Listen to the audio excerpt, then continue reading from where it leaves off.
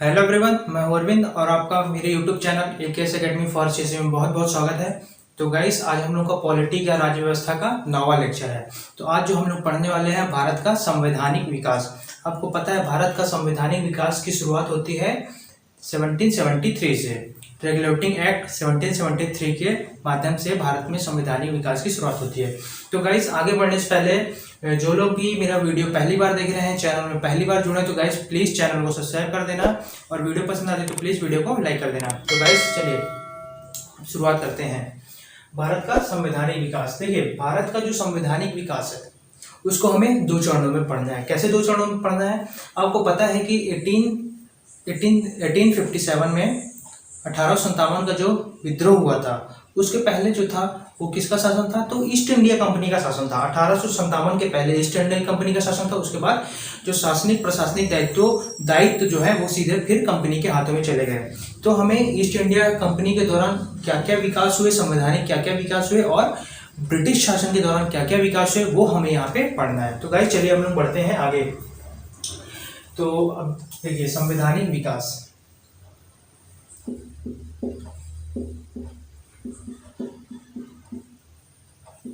संवैधानिक विकास, देखिए आप लोग नोट्स भी बहुत ही बढ़िया बना रहे होंगे। आई होप चीज़ें आपको समझ में आ रही होगी। और चीज़ें यदि समझ में नहीं आती तो प्लीज़ क्या करना है, आपको कमेंट बॉक्स में मेंशन करना है अपने डाउट्स को। तो देखिए, भारत का जो संवैधानिक विकास है उसको हम लोग को ब्रिटिश हुकूमत के दौरान जो भारत में संवैधानिक विकास हुआ उसे हम लोग को दो चरणों में पढ़ना है। पहला चरण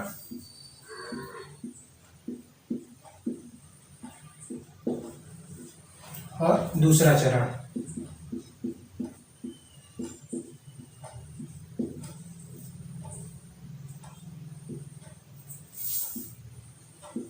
देखिए, पहला चरण क्या है कि ईस्ट इंडिया कंपनी के शासन के दौरान, ईस्ट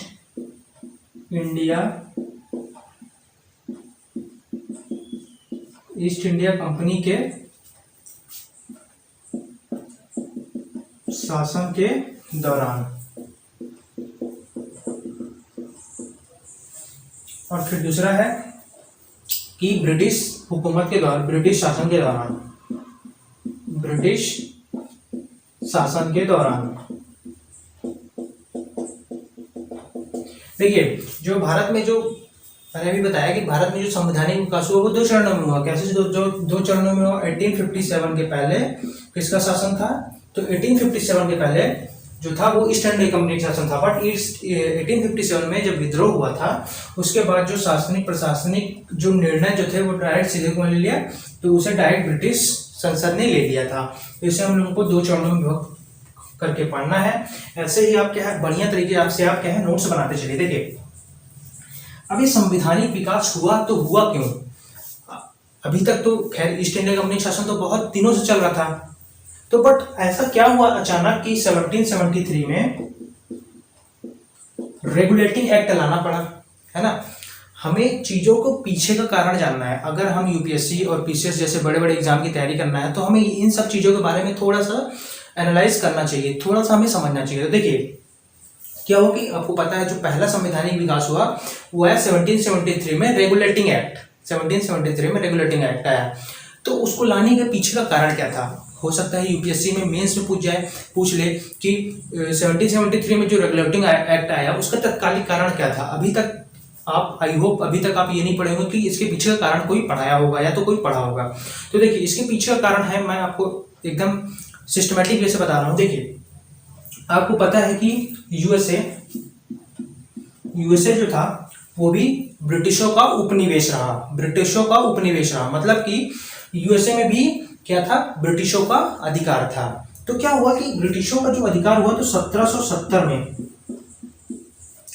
आजादी की लड़ाई शुरू हुई और समथिंग कुछ समय बाद पश्चात क्या है, ब्रिटिश क्या हो गए, ब्रिटिशों से यूएसए क्या हुआ, आजाद हो गया, है ना?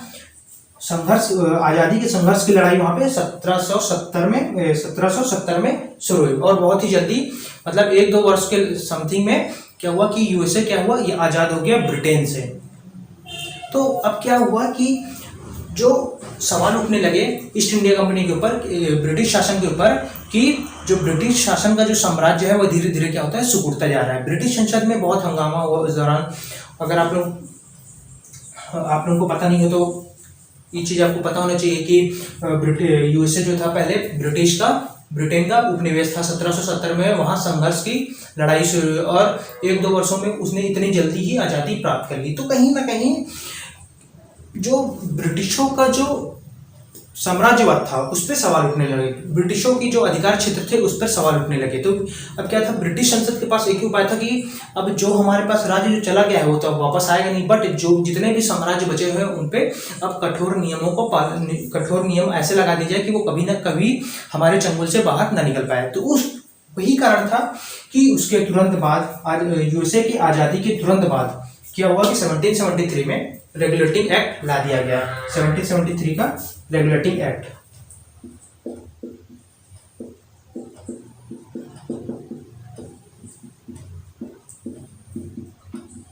देखिए आपको पता है रेगुलेटिंग एक्ट आया, फिर पिट्स एक्ट आया, फिर चार्टर एक्ट आया, फिर चार्टर एक्ट 2 आया, एक 33 में 53 में। तो यहाँ पे मैं केवल आपको अभी क्या है जनरल इंट्रोडक्शन दूंगा पूरे संवैधानिक विकास का। फिर क्या करूंगा, फिर चीजों को एक एक करके रेगुलेटिंग एक्ट में क्या प्रावधान थे वो सब सारी चीजें अपन डिस्कस करेंगे। तो रेगुलेटिंग एक्ट आया। देखिए रेगुलेटिंग एक्ट में यह प्रावधान था कि जो बंगाल का जो गवर्नर था उसे बंगाल का गवर्नर जनरल बना दिया गया ठीक है। अब क्या है जनरल इंट्रोडक्शन ओवरव्यू पढ़ते रहिए पूरे संवैधानिक विकास का।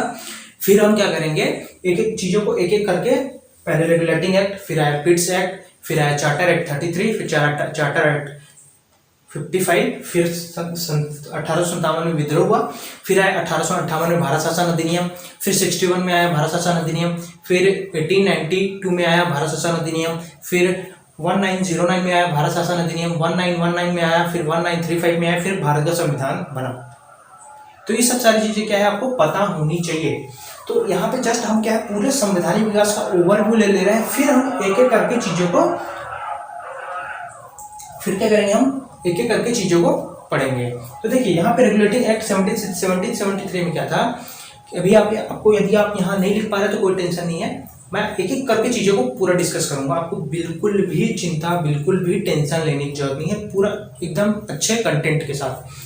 देखिए रेगुलेटिंग एक्ट 1773 में क्या प्रावधान था, जो बंगाल का गवर्नर था उसे बंगाल का गवर्नर जनरल बना दिया गया, है ना। बंगाल का जो गवर्नर था उसे गवर्नर जनरल बना दिया गया। और जो मद्रास व बॉम्बे की जो प्रेसिडेंसी थी उसके अधिकार क्षेत्र को बॉम्बे में मिला दिया गया। मतलब जो बॉम्बे और मद्रास थे उसे बंगाल प्रांत में मिला दिया गया। अब सोचिए कितना बड़ा विस्तार था। तो और क्या हुआ, तो रेगुलेटिंग एक्ट 1773 के माध्यम से 1774 में कलकत्ता में सुप्रीम कोर्ट सर्वोच्च न्यायालय का विस्तार किया गया, मतलब सर्वोच्च न्यायालय की स्थापना की गई। ये सारी चीजें थी जो कि आपको रेगुलेटिंग एक्ट 1773 में पढ़नी है। यहाँ पे जस्ट अभी हम लोग क्या है ओवरव्यू ले रहे हैं पूरे संवैधानिक विकास का। फिर आया पिट्स एक्ट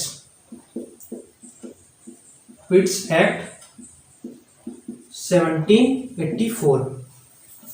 अब क्वेश्चन कैसे पूछ जाते हैं, सबसे बड़ी समस्या आपको पता होना चाहिए क्वेश्चन कैसे पूछ जाता है। जैसे देखिए यहाँ पे क्वेश्चन एक आया, क्वेश्चन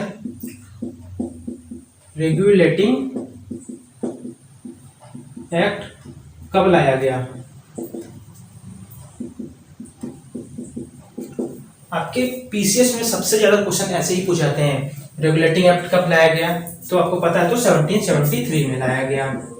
पिट्स एक्ट कब लाया गया यही पूछता है, और इसके अंदर की चीजें भी पूछते हैं। तो वो सब सारी चीजें हम लोग क्या है नेक्स्ट लेक्चर में डिस्कस करेंगे। जस्ट अभी यहाँ पे क्या है ओवरव्यू है, तो पहले आप पूरे संविधान का ओवरव्यू ले लेते हैं। देखिए पिट्स एक्ट जो है वो आया 1784 में। अब इसके पीछे लाने का कारण क्या था, देखिए 1773 तक क्या था कि ईस्ट इंडिया कंपनी के पास शासनिक प्रशासनिक दायित्व थे, है ना।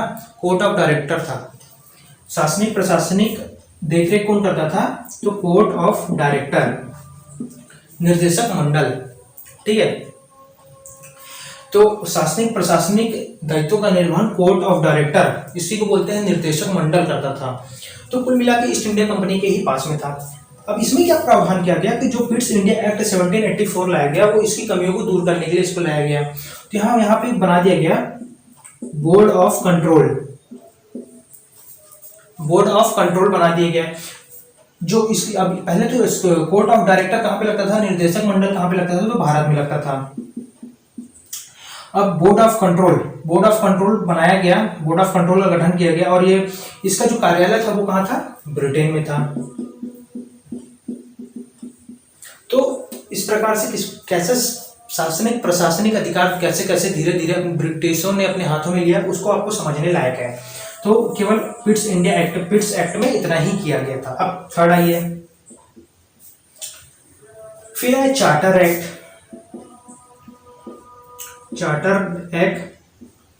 1833।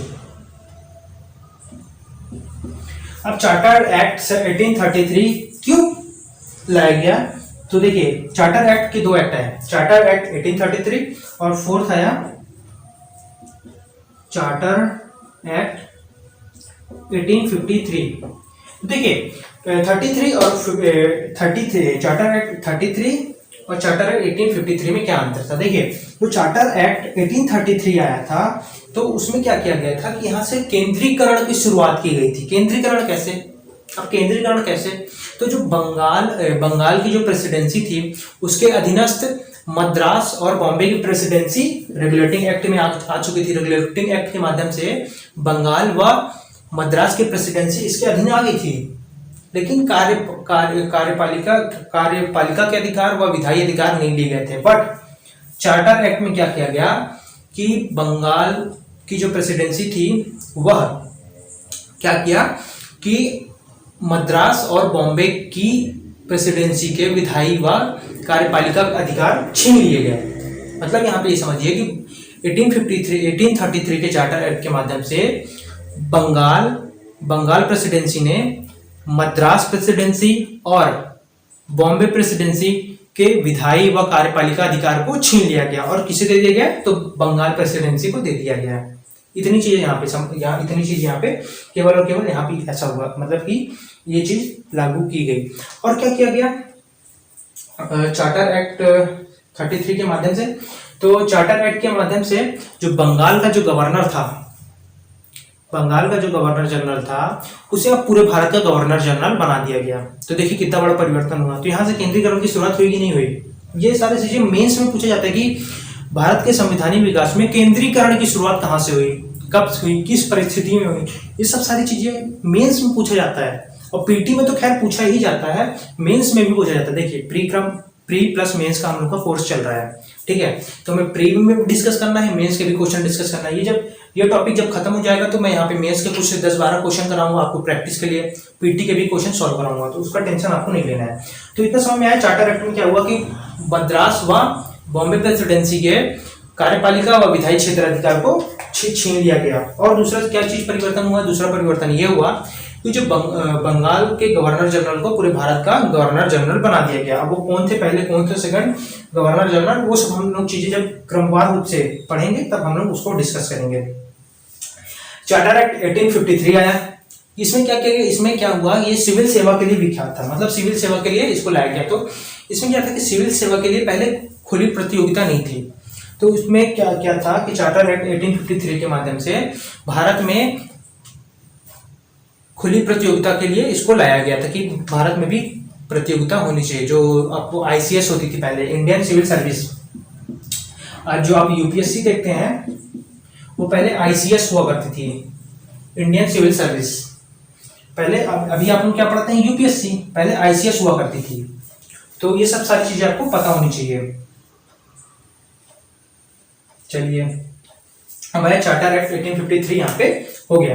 तो गाइस इसको आप लोग पहले नोट कर लीजिए, इसको मत नोट करिए, केवल ये डाटा आप नोट कर लीजिए। पूछा जाता है कि पिट्स एक्ट कब लाया गया, चार्टर एक्ट कब लाए गए, कितने चार्टर एक्ट लाए गए, कब लाए गए थे, ये सब सारी चीजें पूछी जाती है। तो इसको आप क्या पहले नोट डाउन कर लीजिए।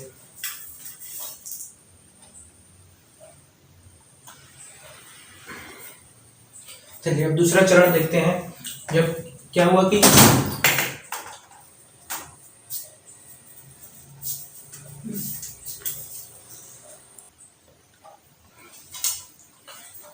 चलिए अब हम लोग बढ़ते हैं दूसरे चरण में। दूसरा चरण क्या है? ब्रिटिश शासन के दौरान। देखिए ये भी ब्रिटिश शासन के दौरान था, बट यहाँ पे क्या है कि ईस्ट इंडिया कंपनी का शासन था। अब यहाँ पे क्या है? ब्रिटिश शासन के दौरान। तो जो पहला है वो 1858 का भारत शासन अधिनियम। देखिए अभी तक आप लोग पढ़ रहे होंगे act, regulating act, act act act. अब पढ़ेंगे भारत शासन अधिनियम। ठीक है, यहाँ पे ये परिवर्तन हुआ 1857 के बाद। सेम ऐसे ही आप क्या है पढ़ने का तरीका बना सकते हैं। 1857 को 20 से डिवाइड करिए। इसके पहले ईस्ट इंडिया कंपनी शासन, 1857 के बाद ब्रिटिश शासन का अधिकार। तो इस तरह से आप क्या है एक पढ़ने का एक मेथड है, आप इसको फॉलो करिए, बहुत ही बढ़िया रहेगा। तो अब देखिए 1858 का भारत शासन अधिनियम, इसके तहत क्या किया गया कि देखिए 1857 की जो क्रांति थी बहुत ही बड़ी क्रांति थी, आपको भी पता है, हमें भी पता है। तो क्या हुआ कि इतनी बड़ी क्रांति थी कि ब्रिटिश हुकूमत को क्या हुआ कि ब्रिटिश हुकूमत की जड़ों को हिलाकर रख दी।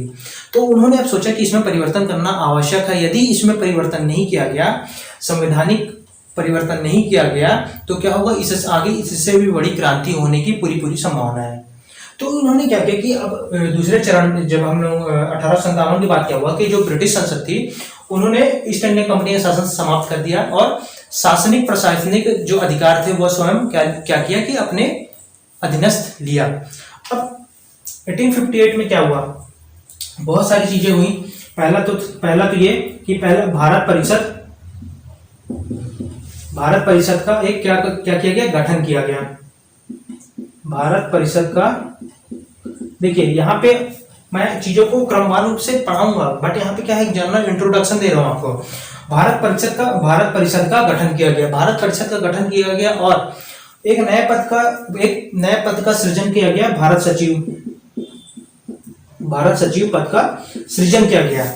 तो ये पूछा जाता है एग्जाम में, पीटी मतलब प्री। तो पीटी में पूछा जाता है कि भारत परिषद का गठन किस एक्ट अधिनियम के माध्यम से किया गया। तो 1858। ये सारी चीजें मैं आपको डिस्कस करूंगा। यहाँ पे क्या आप जनरल इंट्रोडक्शन पहले लेते चलिए। तो देखिए 1858 को भारत शासन अधिनियम के दौरान भारत परिषद का गठन किया गया। भारत परिषद का गठन किया गया तो उस भारत परिषद का जब गठन किया गया तो उसका एक अधिकारी बनाया जाएगा और वो अधिकारी कहलाएगा भारत का सचिव। अब ये जो भारत परिषद है 15 सदस्यीय टीम होगी, मतलब 15 सदस्यीय टीम होगी जो क्या करेगी, भारत के प्रशासनिक दायित्वों का निरीक्षण करेगी। तो इसके लिए बनाया गया था। और जो इसका कार्यालय था, बहुत इंपॉर्टेंट, इसका कार्यालय लंदन में था, ये भी पता होना चाहिए। तो इस प्रकार से 1858 का शासन अधिनियम लाया गया था। और क्यों लाया गया था कि भारतीयों को क्या करने के लिए, रिझाने के लिए, मतलब भारतीयों को मनाने के लिए ऐसा बहुत सारे प्रावधान किए गए थे। हम लोग डिस्कस करेंगे इसके बारे में। तो यहाँ पे मैं इसको मिटा देता हूँ। भारत शासन अधिनियम 1858। फिर दूसरा आया 1861 का भारत शासन अधिनियम। देखिए अब यहाँ पे क्या हुआ, देखिए दोनों को इंटरलेट लिंक करके पढ़ना है, तब आपको चीजें क्या है बेहतर तरीके से क्लियर होंगी। देखिए चार्टर एक्ट 1833 में मैंने अभी बताया था कि जो मद्रास और बॉम्बे प्रेसिडेंसी के विधायी व कार्यपालिका अधिकार छीन लिए गए थे, इस अधिनियम के माध्यम से उन्हें वापस कर दिए गए। तो यहां से क्या हुआ, विकेंद्रीकरण का दौर शुरू हुआ। विकेंद्रीकरण का दौर शुरू हुआ। अब वो कैसे शुरू हुआ, ये देखिए यहाँ पे क्या हुआ था, 1833 की चार्टर एक्ट में मद्रास और बॉम्बे प्रेसिडेंसी के विधायी अधिकार छीन लिए गए थे, बट यहाँ पे क्या किया गया, यहाँ पे वापस कर दिए गए। बॉम्बे व मद्रास प्रेसिडेंसी के जो विधायी अधिकार थे वो 1861 का भारत शासन अधिनियम के माध्यम से उन्हें वापस कर दिए गए। तो यहाँ से क्या हुआ, आपको सीधे समझ में आ रहा है कि यहाँ से अब विकेंद्रीकरण का दौर शुरू हो रहा है। अब भारतीय परिषद की स्थापना तो यहाँ पे हो चुकी थी। अब यहाँ पे और क्या प्रावधान किया गया 1861 में, हाँ अब यहाँ पे क्या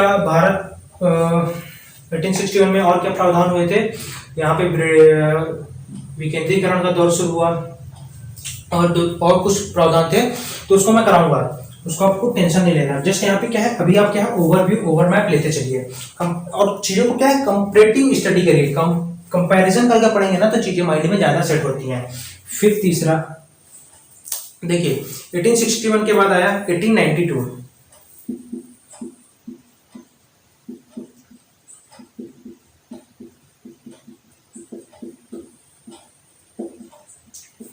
देखिए 1861 की बात है, 1892 को भारत शासन अधिनियम। अब इसमें क्या था, पहली बार अप्रत्यक्ष चुनाव हुआ। कब हुआ, 1892 में। ये चीजें आपको पता होनी चाहिए। पहली बार क्या हुआ, अप्रत्यक्ष चुनाव हुआ। पहली बार अप्रत्यक्ष चुनाव हुआ। पहली बार अप्रत्यक्ष चुनाव हुआ, वो भी परोक्ष निर्वाचन प्रणाली के माध्यम से। ये पता होना चाहिए आपको, पहली बार अप्रत्यक्ष चुनाव हुआ, वो भी परोक्ष निर्वाचन प्रणाली के माध्यम से। अब देखिए, अब यहाँ पे क्या हुआ कि 1892 में ही अब विधान परिषदों का भी गठन किया गया। विधान परिषद का गठन किया गया, है ना।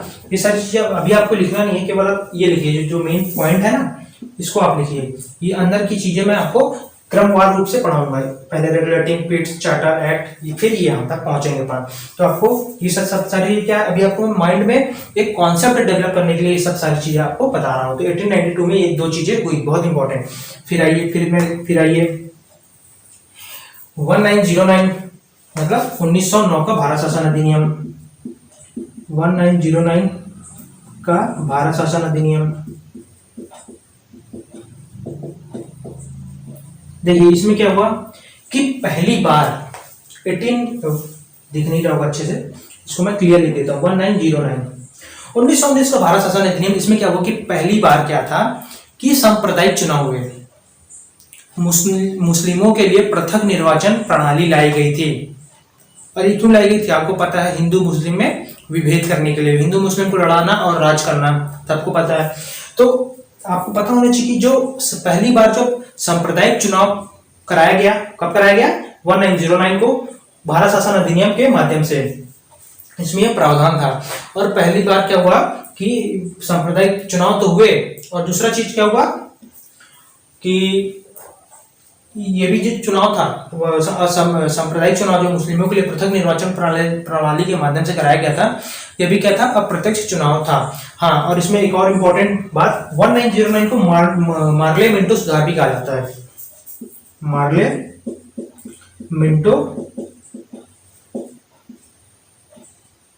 मिंटो अधिनियम या मार्ले मिंटो सुधार कहा जाता है।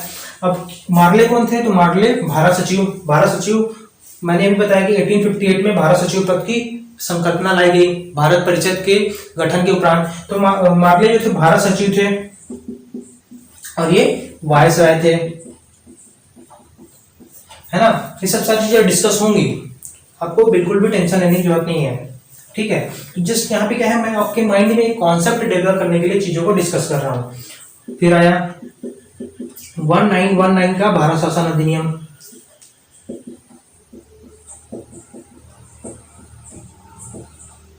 तो इसमें क्या था, 1919 का भारत शासन अधिनियम में क्या था कि पहली बार प्रत्यक्ष चुनाव कराए गए।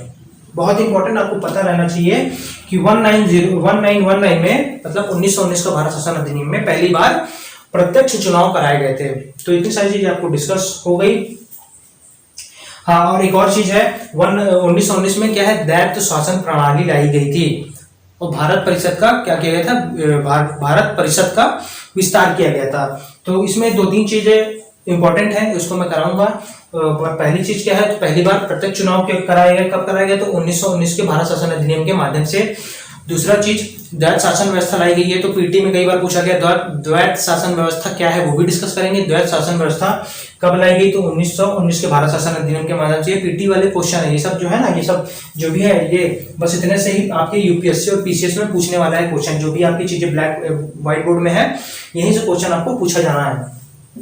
फिर छठवा, ये 1935 का भारत शासन अधिनियम। देखिए इसको यहाँ पे 1930 से 1932 तक तीन गोल में सम्मेलन हुए। कहाँ हुए, तो लंदन में हुए। तीन गोल में सम्मेलन हुए, उसके बाद जो है 1935 को भारत शासन अधिनियम लाया गया। अब इसका ये कितना इंपॉर्टेंट था, आप इसको ऐसे कंपेयर कर सकते हैं कि जो भारत शासन 1935 को भारत शासन अधिनियम था, और जो अभी वर्तमान का जो भारतीय संविधान है, उसमें इस अधिनियम का 2/3 हिस्सा शामिल किया गया है। मतलब 1935 का भारत शासन अधिनियम का 2 थर्ड हिस्सा भारतीय संविधान में शामिल किया गया। तो समझ लीजिए कि कितना इंपॉर्टेंट था और कितना महत्वपूर्ण भी था 1935 का भारत शासन अधिनियम, भारतीय भारत शासन अधिनियम। तो गाइस इतना सारी चीजें थी। अब देखिए पीटी में क्या करता है, पीटी में कैसे क्वेश्चन पूछता है, इसके अंदर का तो चीजें पूछेगा तो उसको हम लोग बाद में डिस्कस करेंगे। क्यों? क्योंकि अभी हम लोग इसके अंदर की चीजें, तो खैर अभी तो मैं जनरल इंट्रोडक्शन दिया, लेकिन बहुत सारी चीजें हैं जो कि आपको एक एक करके बतानी है। यहाँ पे यदि सभी को एक साथ करा देता, इधर के 4 इधर के 6, तो क्या है पूरा हौच पौच हो जाता, चीजें आपको एक भी क्लियर चीजें सही ढंग से सही कॉन्सेप्ट के साथ आपके माइंड में डेवलप नहीं हो पाती। देखिए हम लोगों ने क्या किया कि ये पूरा जितना भी संवैधानिक विकास हुआ ब्रिटिश हुकूमत के दौरान 1947 में तो भारत आजाद हुआ, तो 1947 के पहले तक हम लोग को पढ़ना है। तो 1947 तक कौन सा संविधान था, तो 1935 का भारत शासन अधिनियम। तो अब देखिए रेगुलेटिंग एक्ट की क्या प्रावधान है, पिट्स एक्ट क्या प्रावधान है, चार्टर एक्ट 1853, ये सब सारी चीजें यदि मैं एक साथ कराता तो 100% एक भी कॉन्सेप्ट आपके क्लियर नहीं हो पाते।